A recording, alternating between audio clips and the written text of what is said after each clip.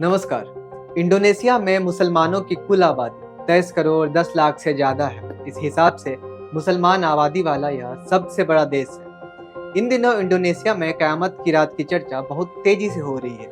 इस्लाम धर्म में क़यामत की रात का जिक्र उस मंजर से किया जाता है जिसके बाद कुछ भी नहीं बचता है। दुनिया का सबसे बड़ा इस्लामिक देश इंडोनेशिया इस तरह के प्रलय को ग्लोबल वार्मिंग और जलवायु परिवर्तन से होने वाले विनाश से जोड़ के देख रहा है।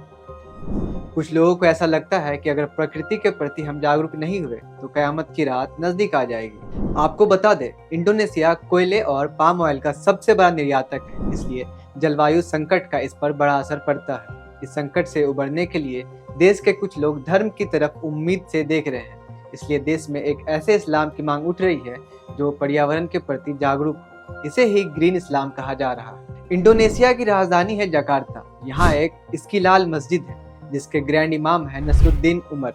इनको सुनने वालों की तादाद हजारों लाखों में है। वह न सिर्फ इस्लाम की अच्छी बातें लोगों को सुनाते हैं बल्कि पर्यावरण को लेकर लोगों को जागरूक भी करते हैं। उन्होंने कहा, बतौर इंसान हमारी सबसे बड़ी कमियों में यह भी एक रहा है कि हमने धरती को एक वस्तु के तौर पर मान लिया है।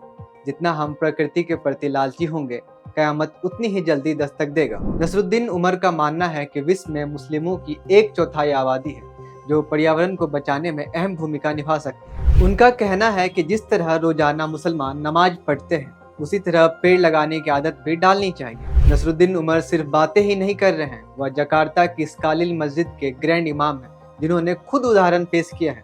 मस्जिद के पास ही एक नदी है जिसके आसपास कूड़ा फैला हुआ था। उन्होंने उसकी सफाई का फरमान जारी किया। मस्जिद में बिजली का बिल बहुत ज्यादा आता था, इसके लिए उन्होंने साउथ ईस्ट एशिया की सबसे बड़ी मस्जिद को solar panel water recycling system से लैस कर दिया। इन बदलाव के वजह से इस मस्जिद को वर्ल्ड बैंक से दुनिया की पहली इबादत वाली ग्रीन बिल्डिंग का खिताब मिला है। ग्रैंड इमाम कहते हैं कि वह पैगंबर मोहम्मद के ही निर्देशों का पालन कर रहे हैं जिन्होंने कहा था कि मुसलमानों को प्रकृति का ख्याल रखना चाहिए। 200 मिलियन आबादी वाले इस देश में वह अकेले नहीं है बल्कि अधिकतर मुस्लिम इस्लाम के जरिए पर्यावरण के प्रति जागरूक लाने में जुटे हुए हैं। जाहिर है इंडोनेशिया की तरफ से शुरू की गई इस मुहिम का दुनिया पर असर पड़ेगा। बाकी देश भी इंडोनेशिया से प्रेरणा लेकर धरती को बचाने के प्रति आगे आएंगे। अभी के लिए इस खबर में फिलहाल इतना ही। ऐसे ही दुनियादारी की तमाम जानकारियों के लिए जुड़े रहे हमसे और देखते रहे क्लिक इंडिया। धन्यवाद।